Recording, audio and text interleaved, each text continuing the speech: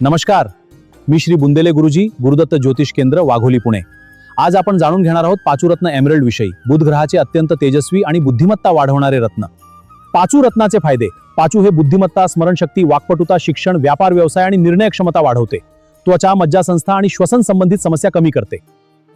विद्यार्थी, लेखक, वकील, व्यापारी आणि संवादावर अवलंबून असणाऱ्या सर्वांसाठी हे रत्न खूप लाभदायक मानले जाते। कोणासाठी लाभदायक? ज्यांच्या कुंडलीत बुध ग्रह शुभ आणि बलवान आहे। पाचू रत्नाचे फायदे सांगतो।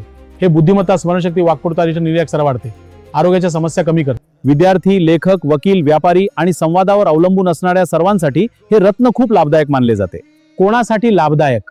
ज्यांच्या कुंडलीत बुध ग्रह शुभ आणि बलवान आहे किंवा बुध कंपोकता त्यासाठी समते। शिक्षणात अडथळे, व्यापारात नुकसान किंवा संवादात अडचण येत असेल त्यांच्यासाठी पाचू रत्न अत्यंत फायदेशीर ठरते। कुठल्या राशींसाठी लाभदायक? पाचू रत्न मुख्य मिथुन आणि कन्या राशीसाठी अत्यंत अनुकूल असते। याशिवाय वृषभ राशीवाल्यांनाही ते चांगले परिणाम देते। विशेषतः कन्या राशीसाठी हे रत्न खूप प्रभावी मानले जाते। कुठल्या बोटात घालावे? पाचू रत्न उजव्या कनिष्ठिका सोन्याच्या अंगठीत बसवून घालावे। मंगळवार किंवा बुधवार सूर्योदयानंतर शुभ मुहूर्तावर मंत्रोच्चार करून धारण करणे उत्तम। कोणासाठी हानिकारक? ज्यांच्या कुंडलीत बुध ग्रह अशुभ, पापग्रहांशी युती किंवा पीडित असेल त्यांनी तज्ञ ज्योतिषींच्या सल्ल्याशिवाय पाचू धारण करू नये। अन्यथा चिंता, गोंधळ, त्वचेच्या समस्या, व्यापारात नुकसान किंवा बोलण्यात चुका होऊ शकतात।